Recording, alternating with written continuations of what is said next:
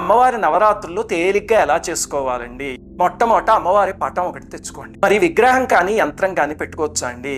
విగ్రహం అయితే ఎప్పుడు గుర్తుపెట్టుకోండి, మాత్రం ఇంత దాటి విగ్రహాలు పెట్టుకోకండి. యంత్రాల జోలికి వెళ్ళదు. యంత్రాన్ని మెయింటైన్ చేయడం అవన్నీ కష్టం. అన్నిటికన్నా బెస్ట్ ఏమిటి అంటే అమ్మవారి పటం. చక్కగా పటం పెట్టుకుంటే కనుక నియమాలు చాలా తక్కువ ఉంటాయి. సరే, అప్పుడు ఏం చేస్తారంటే మీ పూజా మందిరాన్ని శుభ్రం చేసి ఒక చోట చక్కగా పటం నిలబెట్టండి. లేకపోతే పక్కనే ఒక పీట వేసి, ఇంట్లో ఎక్కడైనా ఒక చిన్న పీట వేసి దాని మీద ఒక బట్ట పరిచి అక్కడైనా అమ్మవారి పటం పెట్టుకోవచ్చు. ఎక్కడో ఒక చోట పెట్టండి. కానీ నియమం ఏమిటి అంటే ఎక్కడైతే పెట్టి నవరాత్రులు ప్రారంభిస్తారో 9 రోజులు అక్కడే ఉంచి పూజ చేయండి తప్ప ఒక రోజు ఒక చోట అలా పటాన్ని ఆ పీఠాన్ని మార్చకండి. కలశం పెట్టాలండి, మీ సాంప్రదాయంలో ఉంటే పెట్టండి, లేకపోతే అవసరం లేదు. అఖండ దీపం వెలిగించాలా? అఖండ దీపాల జోలికి వెళ్ళకండి. దాన్ని మెయింటైన్ చేయడం చాలా కష్టం. దీపం కొండెక్కిపోయిందని చెప్పి మళ్ళీ బాధపడతారు. అఖండ దీపాలు అవసరం లేదు. అమ్మవారి పూజ ఎప్పుడు సూర్యాస్తమయం అయ్యాక చేయండి. ఆ సమయంలో వారాహి